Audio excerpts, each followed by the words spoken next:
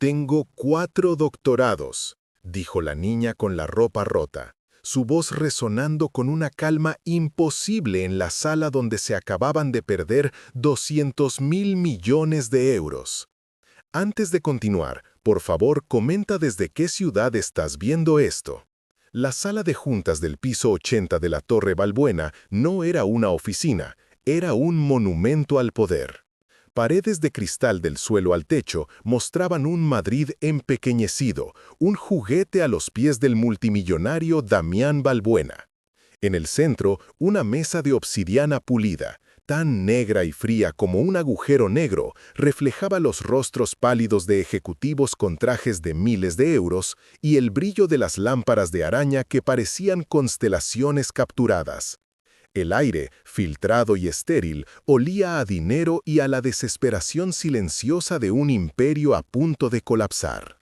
Y en medio de esa riqueza aséptica estaba ella, Lira, una figura diminuta envuelta en un abrigo de hombre raído que le llegaba a los tobillos, con la cara manchada de hollín y el pelo enmarañado. No era una niña pidiendo limosna, era una anomalía, una variable imposible en la ecuación del poder. Sus pies descalzos no hacían ruido sobre el mármol italiano, pero su presencia gritaba más fuerte que el silencio ensordecedor que había dejado la noticia del desastre financiero, rompiendo el aura de poder estéril como una piedra lanzada contra un cristal. La pesada puerta de caoba se deslizó sin un susurro, una hazaña de ingeniería silenciosa diseñada para no interrumpir el flujo de poder. Sin embargo, la figura que enmarcó fue una interrupción en sí misma, una disonancia visual tan estridente que detuvo el tiempo. Lira no entró, simplemente apareció, como si se hubiera materializado desde las sombras del pasillo.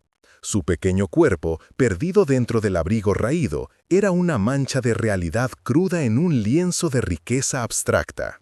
Un desafío andante a la esterilidad de la sala. Un jadeo colectivo, apenas audible pero palpable, recorrió la mesa de obsidiana. Los ejecutivos, cuyas caras ya estaban tensas por el desastre financiero, se contrajeron aún más, mezclando la incredulidad con un profundo desdén. El primero en reaccionar fue Roldán, el jefe de seguridad, un hombre cuya corpulencia era un argumento en sí misma. Se levantó de su discreto puesto junto a la pared, su expresión una máscara de furia controlada por haber permitido semejante brecha en su fortaleza. Fue entonces cuando la voz de Sofía, la vicepresidenta ejecutiva, cortó el aire como el filo de un bisturí. Impecable en su traje de diseño, con el cabello recogido en un moño que no admitía ni un solo pelo fuera de lugar, miró a Lira no como a una persona, sino como a una imperfección. ¿Qué hace esta cosa aquí?, sisó, la pausa antes de cosa cargada de un veneno clasista. Sáquenla antes de que infecte la alfombra persa. Obedeciendo la orden implícita, Roldán avanzó con la determinación de un ariete, sus pasos pesados resonando sobre el mármol que los pies descalzos de Lira no habían perturbado. Sus manos, grandes como masas, se extendieron para agarrar el frágil hombro de la niña, una demostración de fuerza bruta a punto de aplastar a la anomalía. El público en la sala contuvo la respiración, esperando el inevitable y desagradable final de la intrusión. Pero un gesto casi imperceptible de Damián Balbuena congeló el movimiento. No levantó la voz, simplemente alzó una mano, los dedos apenas moviéndose. Roldán se detuvo en seco, a 1 centímetro de tocar a Lira. Damián no miraba a la niña con compasión, sino con los ojos inyectados de un aburrimiento sádico.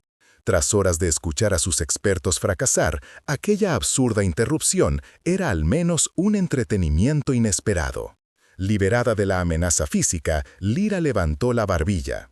Su voz, cuando habló, fue clara y sin un ápice de temblor, proyectándose con una autoridad que desmentía su apariencia. «Puedo salvar su acuerdo», afirmó, sus ojos grises y lúcidos fijos en Damián, ignorando a todos los demás. El silencio que siguió fue más denso, más pesado que antes. La audacia de la declaración era tan monumental, tan fuera de lugar, que por un instante nadie supo cómo reaccionar.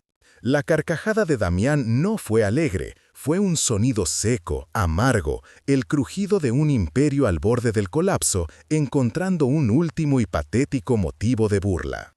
¿Ah, sí?, se mofó, una sonrisa cruel curvando sus labios. ¿Y en qué tienes un doctorado, pequeña Einstein? ¿En coleccionar basura? La risa se extendió por la sala, un coro de alivio tenso y desprecio por parte de los ejecutivos, felices de tener un chivo expiatorio para su propio fracaso. Damián se reclinó en su silla de piel, adoptando el papel de un emperador romano, decidiendo el destino de un gladiador. «Te daré una oportunidad, por pura diversión», dijo, su voz goteando con descendencia. Tienes exactamente 2 minutos para explicar cómo resolverías un problema que ha derrotado a 50 de los mejores abogados del mundo. Si fallas, no solo te echará mi seguridad, te entregaré personalmente a los servicios sociales. No hubo llantos, ni una sola palabra de protesta. Lira simplemente asintió, una inclinación de cabeza tan leve que fue casi un insulto a la magnitud del desafío. Con una dignidad que era la antítesis de su ropa rota, se dio la vuelta y comenzó a caminar hacia la gigantesca pantalla táctil que ocupaba toda una pared, donde aún brillaban los complejos y ahora inútiles diagramas legales.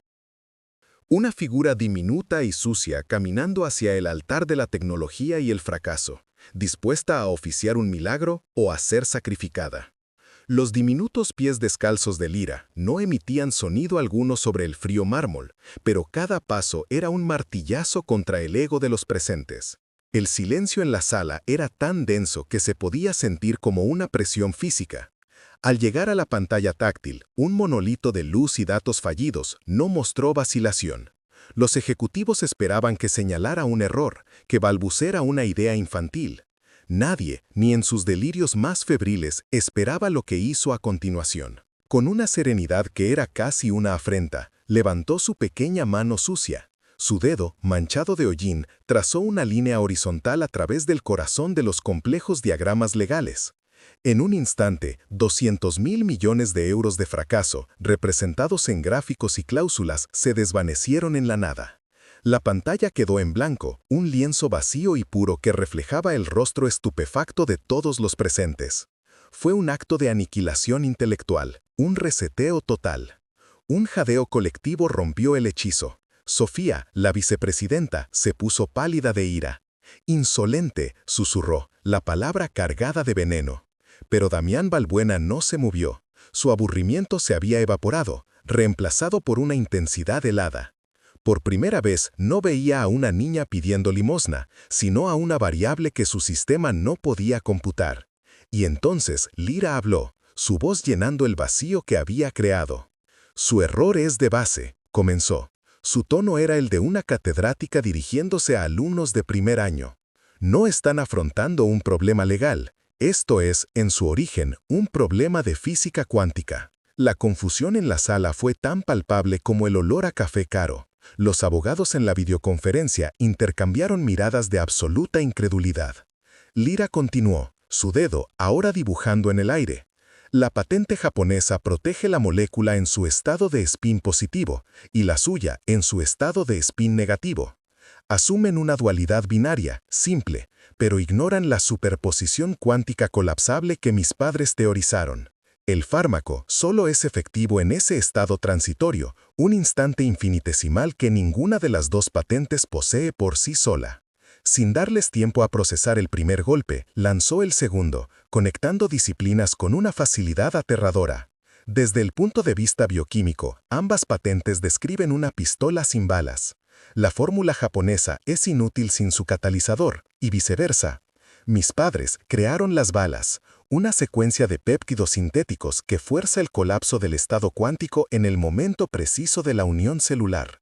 Esa secuencia no está en ninguna de sus patentes. Luego, se giró para mirar directamente a la pantalla donde los abogados seguían boquiabiertos, y su punto muerto en el contrato no es un error de traducción de sus equipos multilingües, es una trampa deliberada. La acusación flotó en el aire, pesada y letal. En un instante, la sala se sumió en un abismo de incomprensión, excepto por una o dos caras en la pantalla que palidecieron al reconocer el término. Lyra estaba desmantelando meses de trabajo de expertos mundiales en menos de un minuto. Estaba exponiendo no solo su incompetencia, sino también su ceguera estratégica, humillándolos con conocimiento que ellos ni siquiera sabían que existía. Por lo tanto, concluyó Lyra, su voz resonando con una finalidad absoluta. La solución no es una nueva cláusula o una batalla legal que perderían. El concepto era tan ajeno a esa sala de juntas como la pobreza misma. Deben añadir un anexo reconociendo la deuda intelectual primaria a mis padres, los doctores Elena Rivas y Mateo Cruz. Explicó la jugada maestra con una simplicidad devastadora.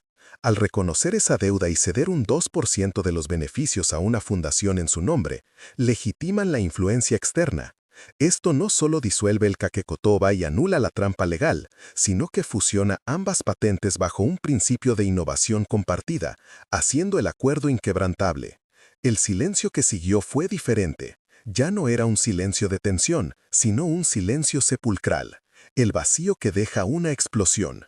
Sofía estaba lívida, su perfecta compostura hecha añicos. Los abogados en la pantalla no parpadeaban, sus mentes intentando desesperadamente alcanzar la lógica aplastante de una niña de 10 años. Habían sido superados, flanqueados y completamente derrotados. Damián Balbuena permaneció inmóvil en su trono de cuero, pero sus ojos lo decían todo. La diversión sádica, la condescendencia, la ira, todo había sido barrido.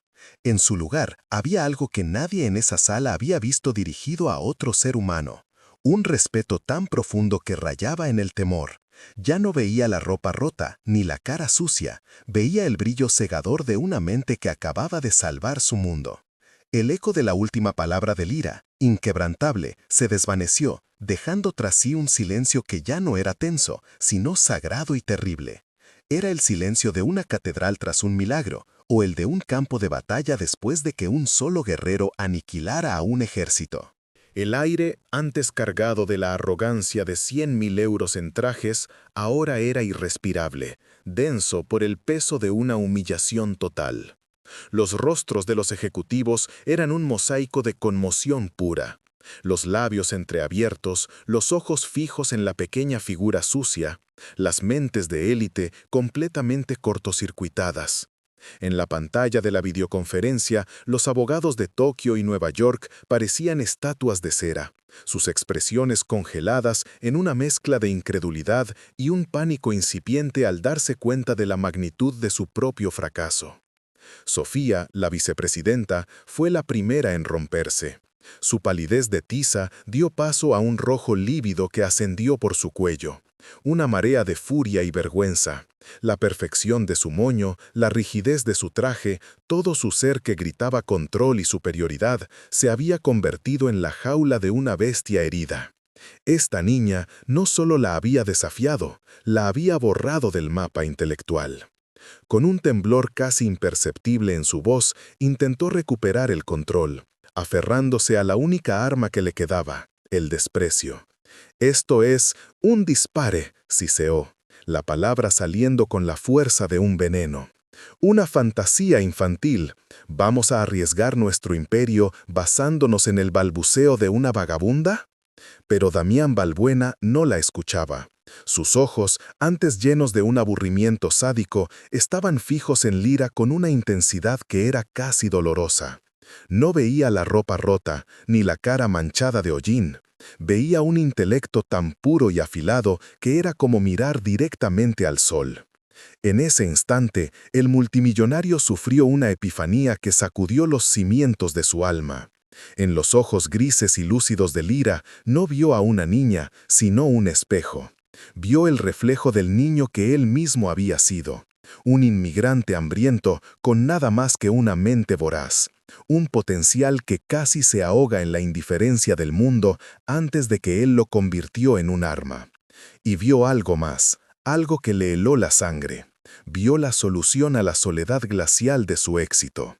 Su torre de cristal, su mesa de obsidiana, sus miles de millones, eran un mausoleo vacío.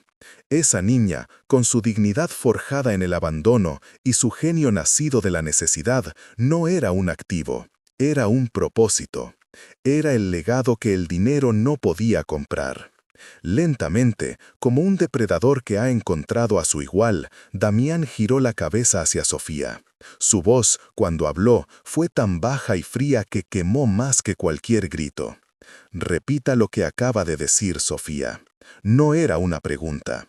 Era una orden para que ella misma escuchara la magnitud de su propia estupidez.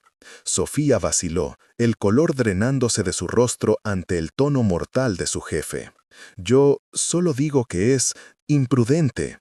Damián la interrumpió, sin levantar la voz. Se dirigió a la pantalla. Señor Tanaka, dijo, su español perfecto dirigiéndose al abogado principal en Tokio. El término que ha usado la niña, kakekotoba legal, ¿existe? Hubo un silencio cargado de estática. El rostro del abogado japonés, un hombre de 60 años con una reputación legendaria, pareció envejecer una década. Tragó saliva y con una leve inclinación de cabeza que era una capitulación total, respondió, «Sí, señor Balbuena. Es un término arcaico, pero es real, y su análisis es teóricamente correcto». La admisión fue una onda de choque que barrió la sala. Damián volvió su mirada de acero a Sofía. Durante 6 meses, usted y su equipo de mentes brillantes, con un coste de 100 millones de euros en honorarios, me han traído fracaso tras fracaso. Me dijeron que era imposible, que la única salida era la retirada y la ruina. Hizo una pausa, dejando que el peso de sus palabras aplastara a su vicepresidenta. Esta niña, continuó, su voz cortando como un diamante, a quien usted ha llamado cosa e insolente, ha tardado exactamente 120 segundos en darnos no solo una solución, sino la jugada maestra que nos dará el control total del mercado para la próxima década. La humillación de Sofía fue absoluta y pública. Los otros ejecutivos desviaron la mirada, no por lealtad a ella, sino por el terror primordial de estar en su lugar. La jerarquía de poder de la sala no se había alterado, se había pulverizado. En su lugar se había erigido una nueva, con una niña descalza en su cúspide. Damián se levantó, el movimiento fluido y definitivo. Declaró, su voz resonando con la autoridad de un emperador. La única estratega en la que confío para el futuro de esta compañía es la señorita Lyra Cruz. Todas y cada una de sus directrices se ejecutarán sin cuestionamiento. ¿Está claro? El sí señor que recorrió la sala fue un murmullo unánime de sumisión. El prejuicio había muerto, ejecutado sin contemplaciones. La riqueza, los títulos, los trajes caros, todo se había vuelto irrelevante frente al brillo cegador de un genio puro. Entonces, Damián hizo algo que nadie en su vida había presenciado. Caminó alrededor de la inmensa mesa de obsidiana, ignorando a sus subordinados como si fueran muebles, y se detuvo frente a la diminuta figura de Lyra. La ira, la frialdad, la crueldad, todo se había desvanecido de su rostro. En su lugar había una expresión de asombro, de reverencia. El hombre que poseía el mundo miraba a la niña que no poseía nada, y por primera vez en su vida se sentía pobre. Vio en ella no solo la clave de su imperio, sino la salvación de su propia humanidad vacía. Con una finalidad que selló el destino de ambos, le extendió la mano, no como un jefe a un empleado, sino como un igual a otro. «Señorita Cruz», dijo, su voz ahora teñida de un respeto que era casi devoción. «Usted y yo tenemos que rediseñar un futuro, y esta vez lo haremos bien». El portón de caoba se cerró con un susurro sordo, sellando el mundo exterior y dejando a Damián y Lyra en un universo de silencio. La sala de juntas, que minutos antes había sido un coliseo de egos destrozados, se convirtió de pronto en una cámara de eco para 2 almas solitarias.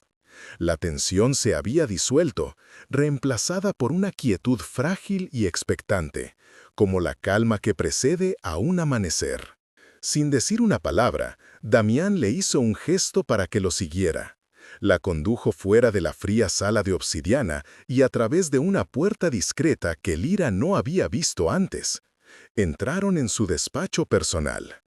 El contraste era abrumador. Si la sala de juntas era un monumento al poder, este lugar era un santuario para el hombre. Libros de filosofía y física cuántica llenaban estanterías de nogal. Un antiguo tablero de ajedrez de marfil reposaba sobre una mesa baja, y en una pared colgaba una única fotografía en blanco y negro de un niño descalzo en un polvoriento pueblo andaluz. Damián no se sentó tras su imponente escritorio. En su lugar, caminó hacia el ventanal panorámico que ocupaba toda la pared, un balcón de cristal suspendido sobre Madrid.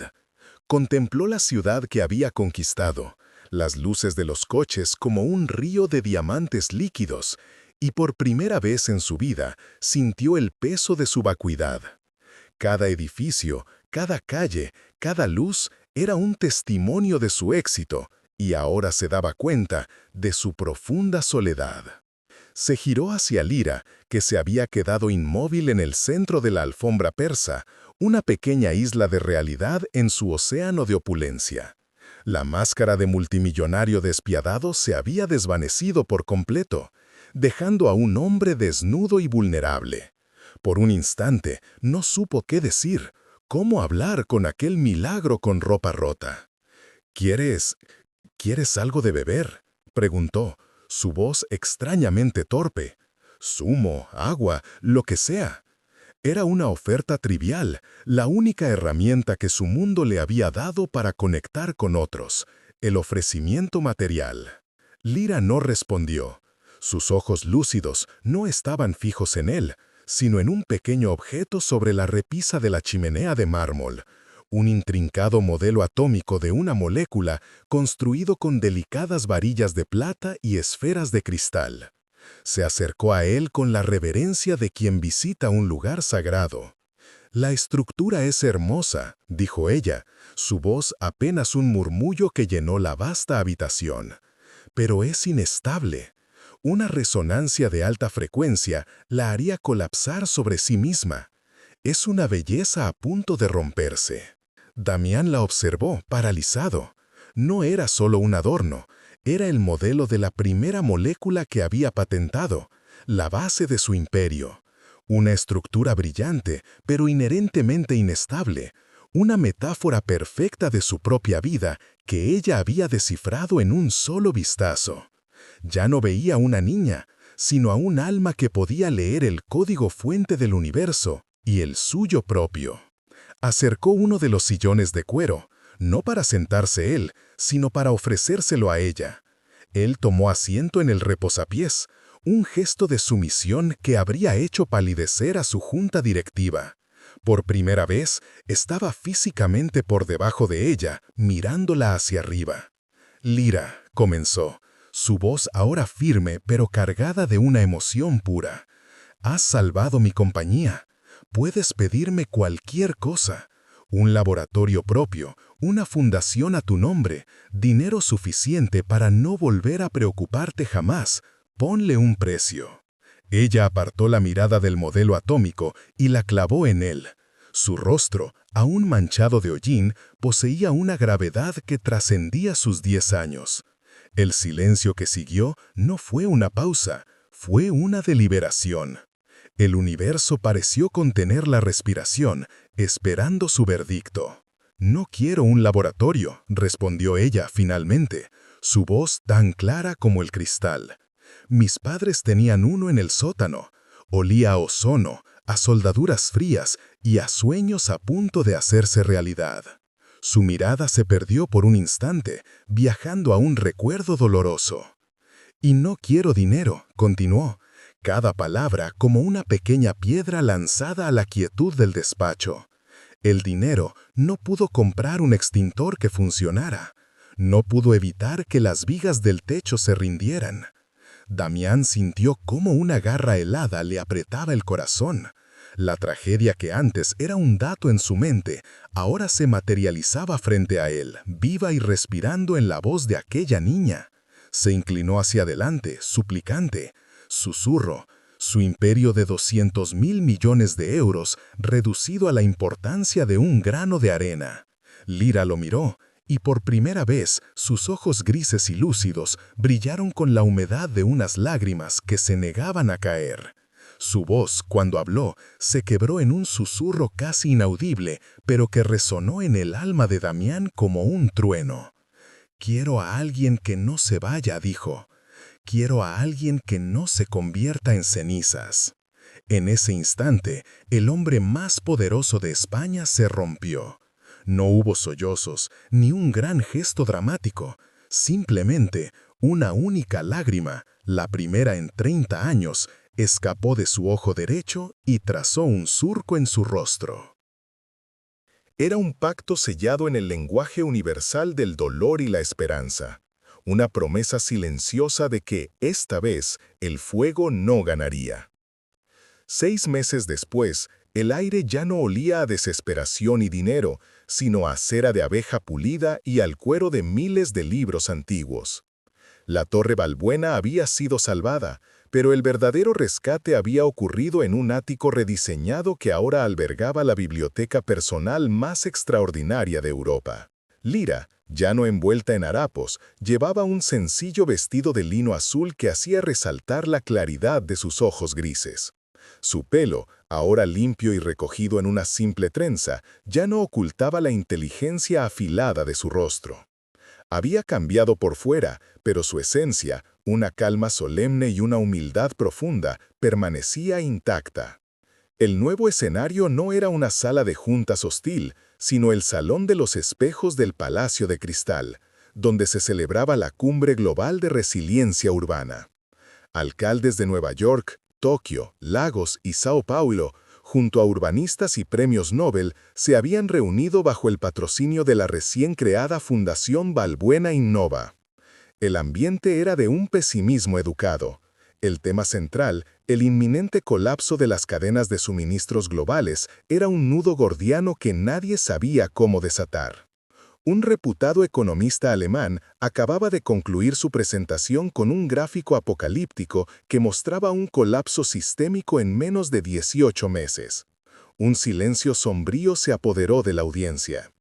Eran los líderes del mundo, hombres y mujeres acostumbrados a dar órdenes y a mover miles de millones con una firma, pero ante aquel abismo eran impotentes. La tecnología, la política y la economía habían fracasado. Fue entonces cuando Damián Balbuena, sentado en primera fila, se inclinó y susurró algo al oído de Lira. Ella asintió. El moderador, con una voz algo vacilante, anunció a la siguiente ponente. Y ahora, para presentar una perspectiva alternativa, la directora de Estrategia Futura de la Fundación, la señorita Lira Cruz Balbuena. Un murmullo de incredulidad y cierto desdén recorrió la sala.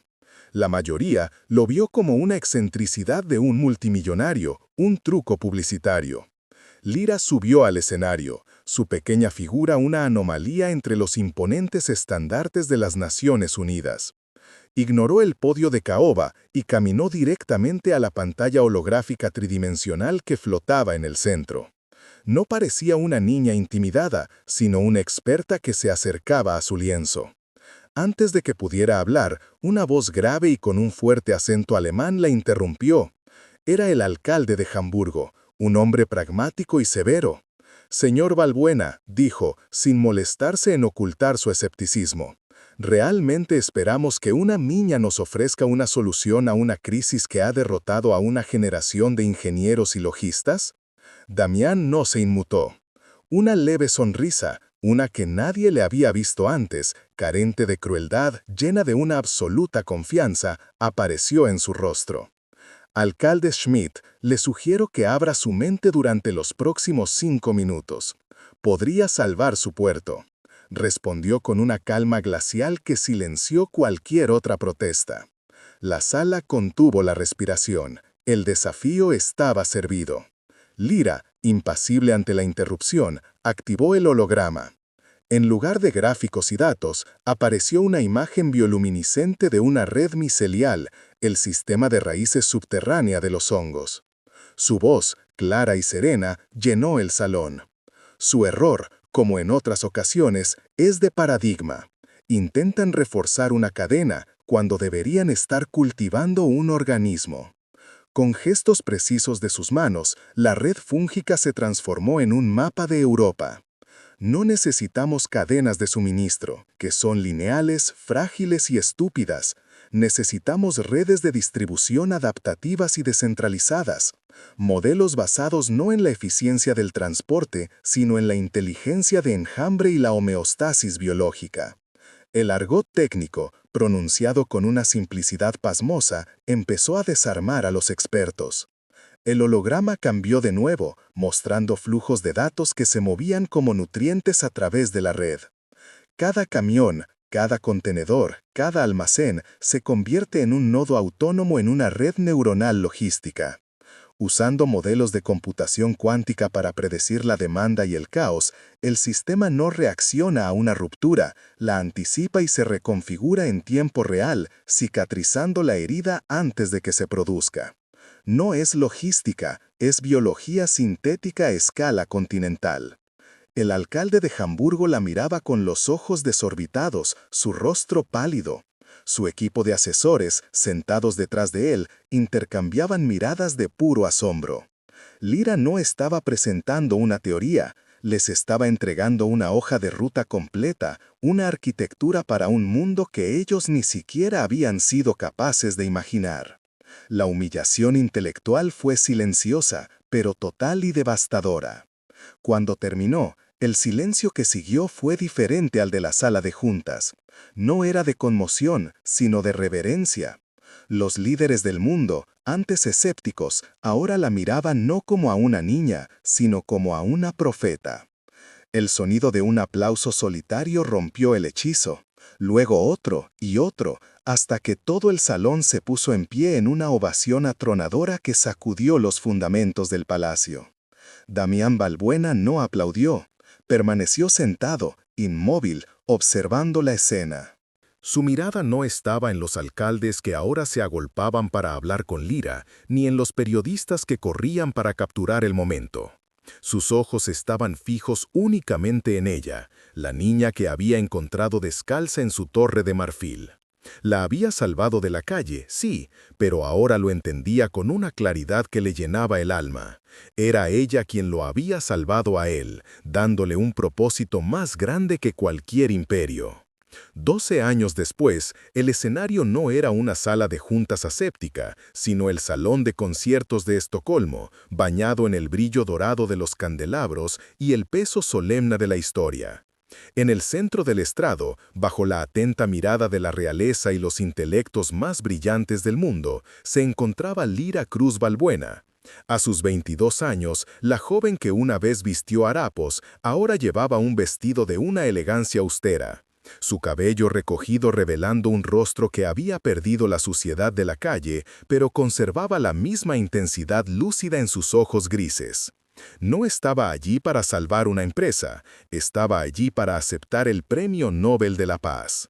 Desde la primera fila, Damián Balbuena la observaba, no con el orgullo de un propietario, sino con la devoción de un converso. El hombre que una vez midió el mundo en cifras de mercado, ahora lo medía en vidas salvadas. Su imperio corporativo se había transformado, convirtiéndose en el motor financiero de la Fundación Balbuena Innova, una organización que operaba con la eficiencia de una multinacional y el corazón de una misión humanitaria.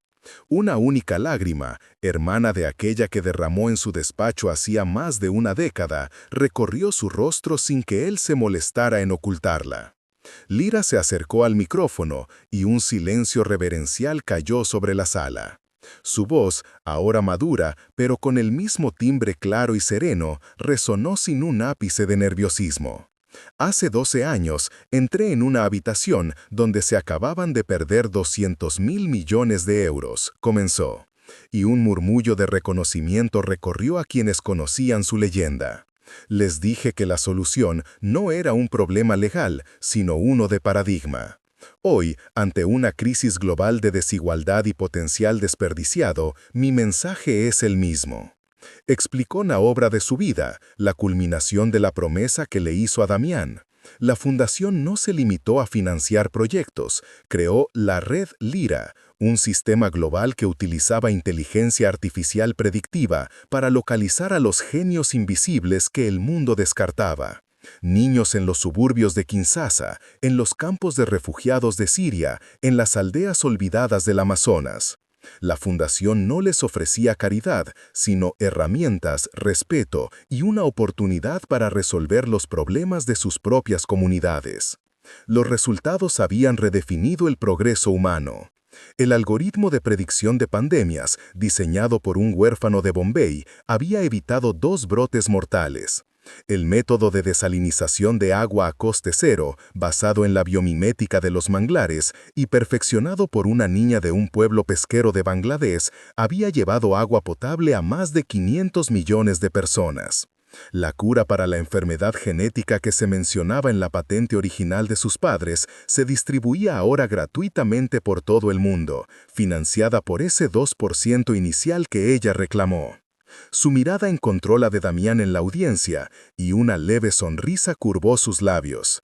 «Mucha gente llama a este hombre mi salvador, se equivocan», afirmó, su voz teñida de una profunda gratitud. «Damián Balbuena no me salvó. Él tomó la decisión más difícil para un hombre de su poder, la decisión de escuchar. No me dio un hogar, me ayudó a construir uno para miles. No me adoptó a mí, adoptamos juntos un nuevo propósito». El tono de su discurso se volvió más íntimo, más directo, convirtiendo el opulento salón en un espacio de confesión universal. El genio no nace en las universidades de élite, ni en los laboratorios de Silicon Valley. Nace en la necesidad, nace en la oscuridad, en el frío, en el hambre. Nace en las mentes de aquellos a los que hemos decidido no ver, porque su apariencia nos incomoda, porque su pobreza ofende nuestra conciencia. Dirigió su mirada a los líderes y dignatarios presentes, su voz ahora un desafío sereno pero implacable. Miden la riqueza de sus naciones en Producto Interno Bruto, en reservas de petróleo, en arsenales militares. Y mientras lo hacen, sus recursos más valiosos, las mentes que podrían curar el cáncer, que podrían llevarnos a las estrellas o enseñarnos a vivir en paz, mueren de enfermedades curables o se apagan en la indiferencia de un sistema que valora más un trozo de papel que una vida. Lyra hizo una pausa, dejando que el peso de sus palabras se asentara en el silencio absoluto. Su conclusión no fue un agradecimiento, sino un mandato. El mayor recurso de la humanidad no está en sus bancos ni bajo tierra. A veces está tiritando de frío en una esquina, con la ropa rota y el estómago vacío, esperando a que uno de nosotros tenga el valor no de darle una moneda, sino de mirarle a los ojos y preguntarle, ¿qué ves tú que yo no puedo ver? El futuro del mundo depende de esa pregunta.